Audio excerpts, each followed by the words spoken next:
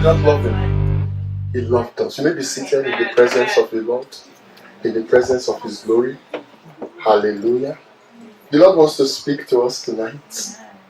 And He wants to assure us through His word that He loves us. Yes. And the title of this word is, if you are stuck, move on. If you are stuck, move on. Because when we get stuck, there's this tendency to say, oh God, I thought you would be there for me. Oh God, what happened? It's like you failed me. And we begin to whine. When we are stuck, we have the tendency to grumble and to complain. And God says, if you are stuck, just move on. Keep on moving. You just have to take the next step. Say, I'm stuck, but I'm taking one more step. Even if this is my last step, I'm going to take this step. If you're stuck, don't stay stuck. It's time to move on. Now, in the book of Exodus, the scripture that we read, in Exodus 14, we see the Israelites, they have left Egypt and they're at the Red Sea. And Pharaoh is behind them in hot pursuit. And of course, Pharaoh has the chariots, he has the soldiers, he has the weaponry, and Israel has nothing. So now, Israel is trapped in between Pharaoh and the Red Sea. And they begin to grumble and complain. And they begin to throw tantrums at Moses. They say, you brought us here to die. Now Pharaoh is going to consume us all. And now Moses cries out to God. And God says, why are you crying out to me? This is not the time to cry out to me. What is that you have in your hand?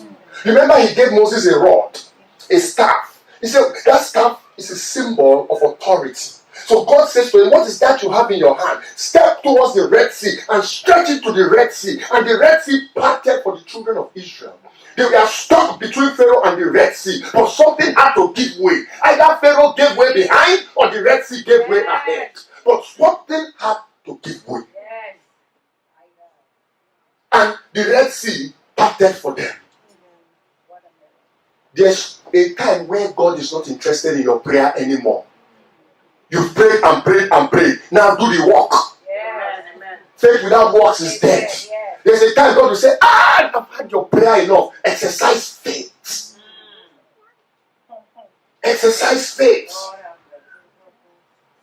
You can pray from now for the walls of Jericho to fall down flat, but if you don't march around it 7 times, it ain't going to fall.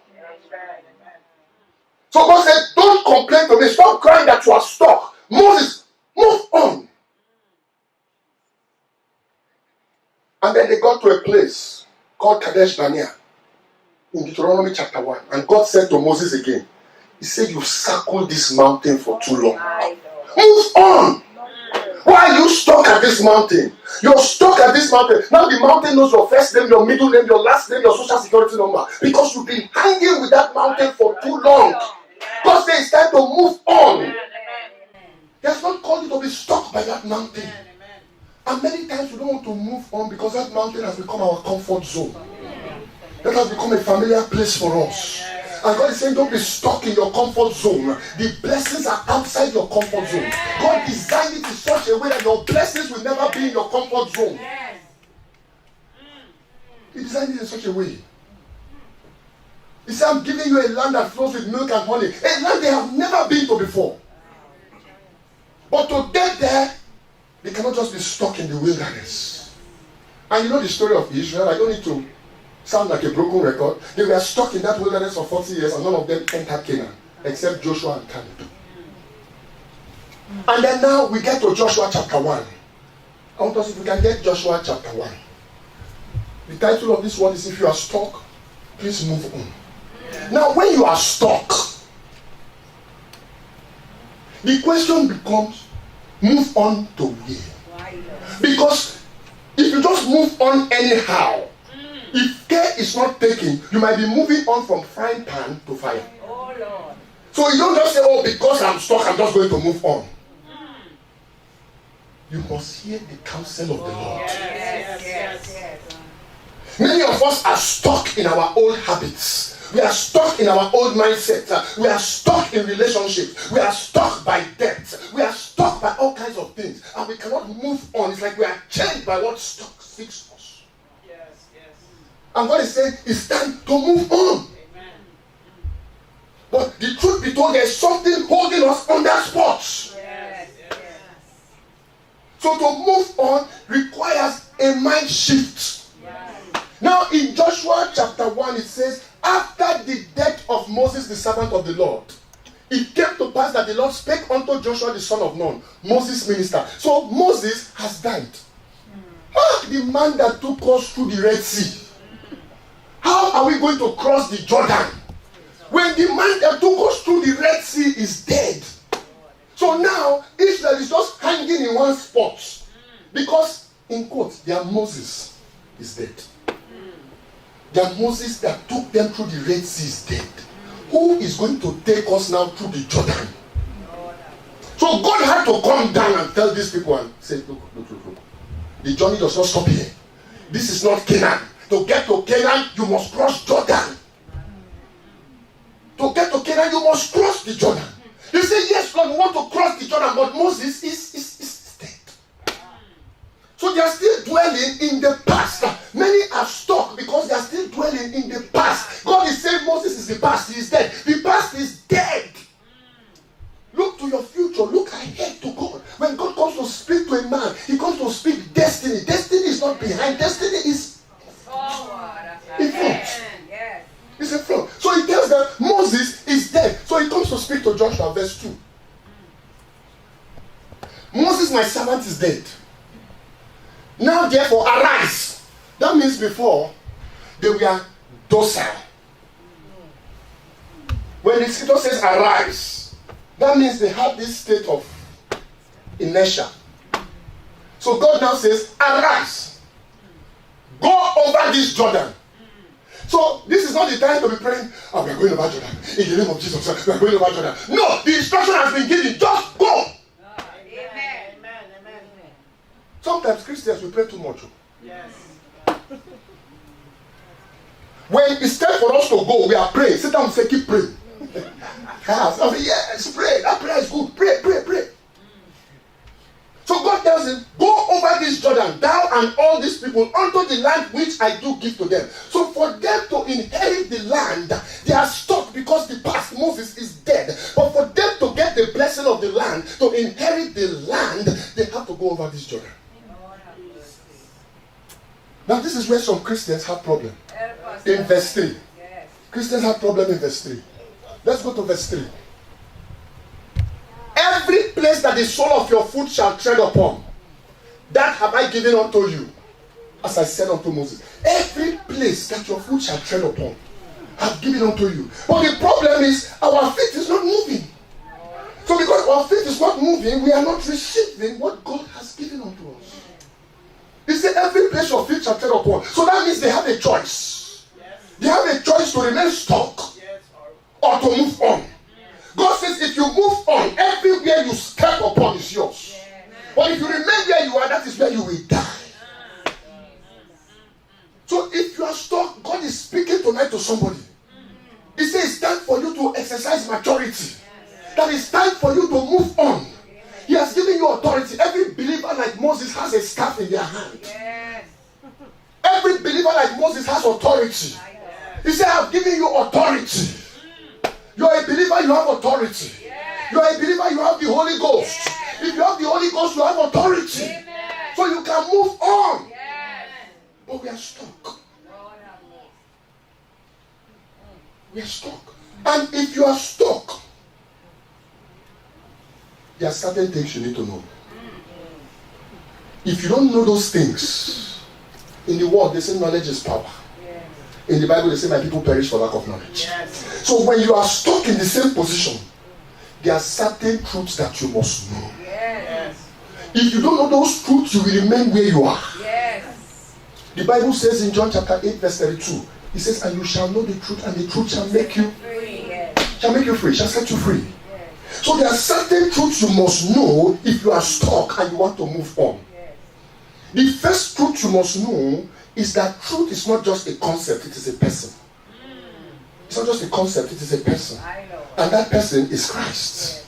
Jesus Christ is the truth. So there are certain truths you must know. And many believers don't know the truth because they don't read the word of God for themselves. Yes. And when you don't know the truth and you are stuck, this is what happens when you don't know the truth. Let's reason together. When people don't know the truth, they make assumptions. They make assumptions. And assumptions are not really based on knowledge. So they begin to make assumptions that certain things are true. And they are not. And when people don't know the truth and they are stuck, when you don't know the truth, number one, ignorance. You'll be operating from a base of ignorance. You don't know the truth, so that means you don't even know the truth of why you are stuck. You've not discovered the truth of why you are stuck and who is responsible for making you stuck. So you just think that you're stuck by coincidence. You say, I have bad luck. When somebody is talking like that, he doesn't know the truth. That's ignorance. So when you don't know the truth and you're stuck, there are some truths that you must know. It is imperative that you know the truth because it is only the truth that can make you free. Yes. Assumptions cannot make you free. No. So ignorance. Another thing when you don't know the truth, confusion. Because people will suggest all kinds of, in quotes, truths to you. Yes. Yes. Yes. A will come and say this is true. B will come and say this is true. C will come and say this is true. And you believe that all of them are true. Which one is the right one? Yes. You cannot say which one is the right truth. There's nothing like which one is the right truth. There's only one truth. Yes. Only one truth. And Jesus made it clear that He is the truth, the way, and the life. No one comes to the Father except through Him. So now people are stuck and they begin to operate confused and ignorant. So they begin to go to all kinds of places for help. And when they are looking for their help, instead of them giving them help, they are pushing them further into the pit. They are stuck and they go to a psychic. Psychic will say, oh, I can help you. I can help you. Oh, you're 12 feet under. I will help you. I will make sure you go 36 feet under. Why? So that you will keep depending on me. Because psychic wants you to depend on them. So come today, come tomorrow, bring money today, bring money tomorrow. Every day, bring money, your money finish. And that person still remains in the same spot, but now Satan, psychic, witchcraft, whatever, has given them a false hope that they are going to be free and they will never be free. They will remain stuck. So there are certain truths you must know when you're stuck and it's time to move on. And God says it's time to move on. When it's time to move on, you cannot be ignorant. Lack of knowledge is the foundation for bondage. So there are certain truths that you must know. And when you don't know those truths, not only will there be ignorance, not only will there be confusion, there will be frustration. You will get frustrated because now you're trying everything you know best to try and it's not working. People get frustrated when it doesn't work. They get frustrated.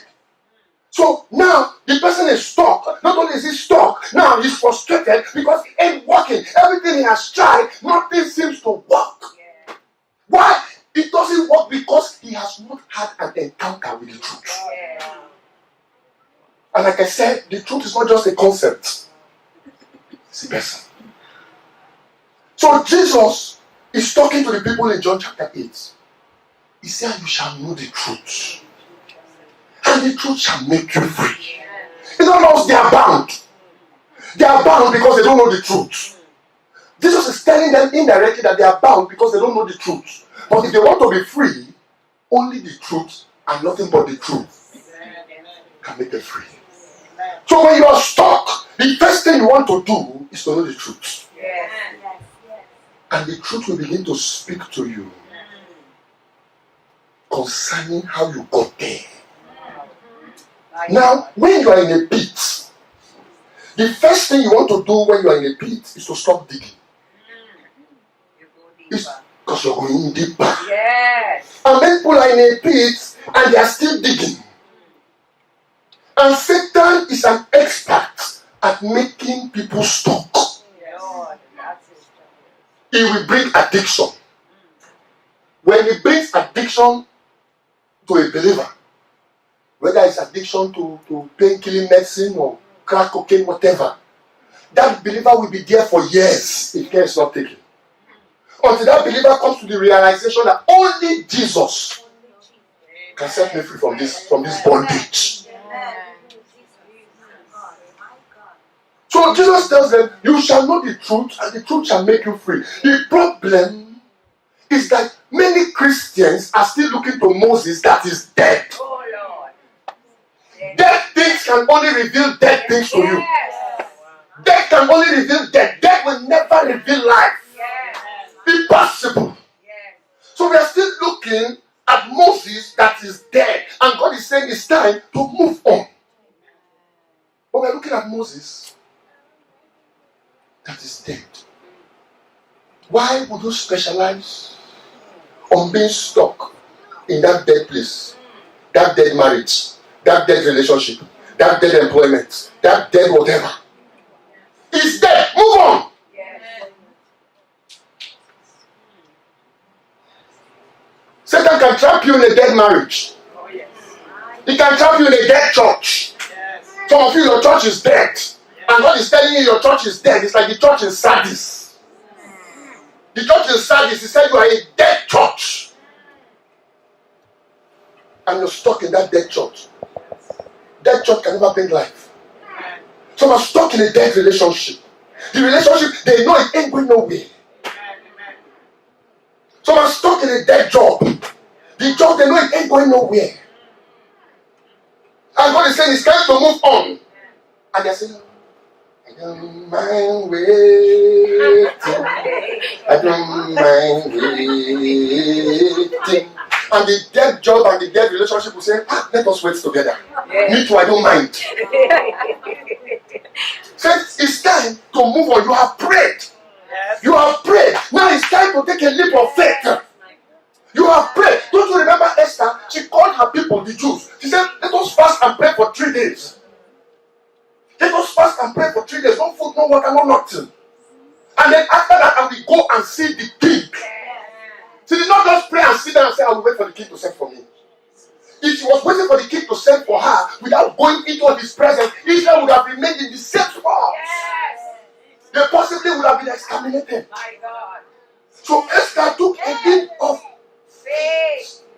but many believers are majoring in dead things. I know. The Bible says in 2 Corinthians 5, it says, if any man be in Christ, he is a new creation.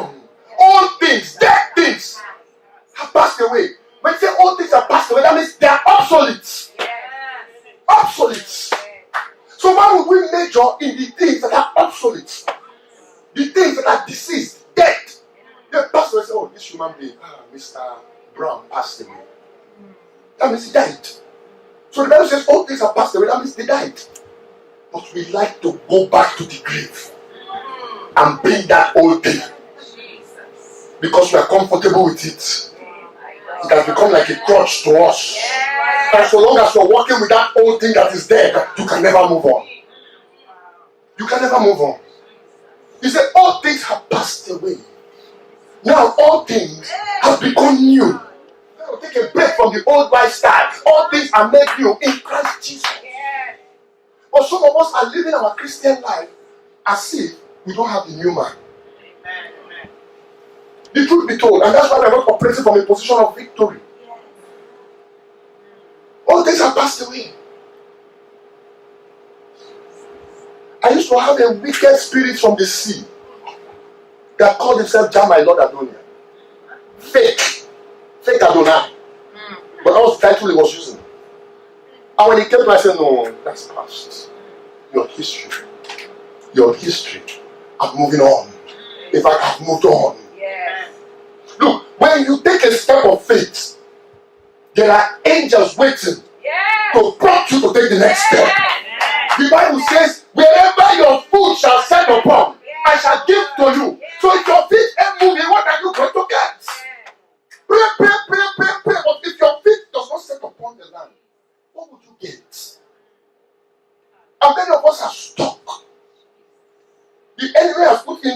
change on our feet. But we must remember the truth. And the truth, his name is Jesus. And Jesus went to the cross. Not so. And when he went to the cross, he died on the cross. And he said, it is finished. The one that makes you stuck, I've defeated him on the cross. It is finished, says the Lord. The Lord made an announcement on the cross. It was a verdict against Satan. So the verdict is in our favor. But there's a problem. The cross of Christ is the verdict. On the cross, we won. Through Jesus Christ our Lord. Victory was pronounced for the saints. Victory was pronounced for the saints on the cross. So now we don't have to be stuck anymore. The fact that victory was pronounced doesn't mean it has been enforced. It's like a landlord that takes the tenant to court to evict the tenant. The judge will tell the tenant you've been evicted. But there's nothing the landlord can do except the sheriff comes to enforce the judgment. Except the sheriff comes to enforce the judgment. Now, the sheriff in our case is the Holy Ghost. The Holy Spirit is the sheriff that comes to enforce the judgment, the victory that was won on the cross. But many of us are stuck. Even though we have the victory, we are still stuck. We are still stuck because there ain't no Holy Ghost in you to enforce it. But when you're walking in the Spirit, in the anointing, and you say, Satan, I got the victory through Christ Jesus on the cross, and the Holy Ghost in me is greater than you. For the word of God says, greater is he that is in me than he that is in the world. And the one that is in me has come to enforce it. Has come to enforce it. So now, you're getting unstuck. You're getting unstuck because you need the Holy Ghost to get unstuck. Jesus gave you the victory. The Holy Ghost enforces the victory. That's why we say in this house so many times like a broken record. Ownership and possession are two different things. Jesus gave you ownership. Holy Ghost will give you the possession of that thing that you own. But many of us are stuck, so we cannot enter into our possession to possess our possession. But you got to move on. And to move on requires a few things. First of all, you have to repent. Because it might be, possibly, and choose my words carefully, it might be a lifestyle that brought you to that place where you are stuck. Or it might be a lifestyle of your ancestors that brought you to that place where you are stuck. So there are certain things you will first have to repent of. If you want to move on, you must have a change of mind. Because human beings, we like it or not, we are creatures of habits. And if you don't change your habit, you will keep getting the same results. I just like to wake up at 11 a.m. You wake up at 11 a.m. every day. And when you get to work, everybody has drank the coffee, no coffee for you. I'm speaking figuratively. Everybody, the coffee in the kitchen is gone. Because you wake up every day at 11 a.m. You got to change your habit if you want that coffee. You got to get to the cafeteria on time. So now you know that, hey, I can't wake up at 11 a.m. anymore. Now I got to wake up at 10. Now you wake up at 10 and you get there, at least you get half a cup of coffee. Now you're getting half a cup of coffee because you woke up at 10. Now you say, I got to wake up at 9. Now you wake up at 9, you get a full cup. Why? Because you're changing your habits. You're changing your habits. So if you want to move on, you must have a mind shift. In the world, they call it a paradigm shift. In the Bible, we call it, you must be transformed by the renewing of your mind. That's what the Bible calls being transformed by the renewing of your mind. Your mind has to be transformed. It has to be renewed. So that you can move on. God has called you to your Canaan. Every believer has his Canaan. Every believer has a Canaan. It's a destiny place. So, there must be a change of mindset. There must be repentance. And then, next thing, hard work. Pastor, you said that? Never mind those prosperity preachers that say, just sow a seed and you become a millionaire. Nobody becomes a billionaire by just sowing a seed. You must work hard. God told Adam, work the garden. Adam did not go there and start to sow seed to get more. You work the garden first. Hard work is the means to success. A lazy man cannot be successful. Unless the Bible is lying. The Bible talks in Proverbs of a lazy man, a slothful man that had a vineyard. And the walls broke down. And thorns and bristles grew in his field. In his field. So when you want to be unstuck and you know it's time to move on, you got to change your work ethics. Because why? You want to move on. If you want to move on, you cannot be slothful. You're stuck, that's not the time to be slothful. You need to change your lifestyle, you need to change your habits. And the Holy Ghost is there to teach you. Yes. And now when you know the truth, remember I told you there's certain truths you must know. Now that you know the truth, you can focus. Yes. And then you focus on the one that gave you salvation. Yes. His name is Jesus. Yes. He's the only one that can bring you out. Yes. He's the only one that can bring you out. So now, to move on, you need God's presence and God's power. God said to Joshua, listen to me, to move on, you need God's presence and God's power. You can't just move on like that. God said to Joshua, wherever you go, I will be with you. He said, wherever thou goest, whichsoever thou goest, I shall be with you. So you want to move on with the presence of God and the power of God. He told us, I said, nobody will be able to withstand you as I was with Moses, that is how I will be with you. So now it's time for you to move on. There's no demon in hell that can withstand you. I repeat, no demon in hell can stop you. You are bigger than that demon. How can a witch stop a believer? No. Believer, we stop witches. Yes. My job is to stop witchcraft. It's time to move on. Jesus has done everything that is legally necessary to move you ahead. Amen. Now, if you're unable to move ahead, that means you need more of the Holy Ghost. You need more of the Holy Ghost. And when you're stuck for a season and nothing is happening, you go to God and say, God, why am I here? And God might tell you, tarry a while. He may say so. But most times he'll tell you, you got to move on, exercise faith. God is a God of faith. Exercise faith. Put your faith to work. Put your faith to work. When you put your faith to work, the God of faith will be there for you. I pray for you today. Amen.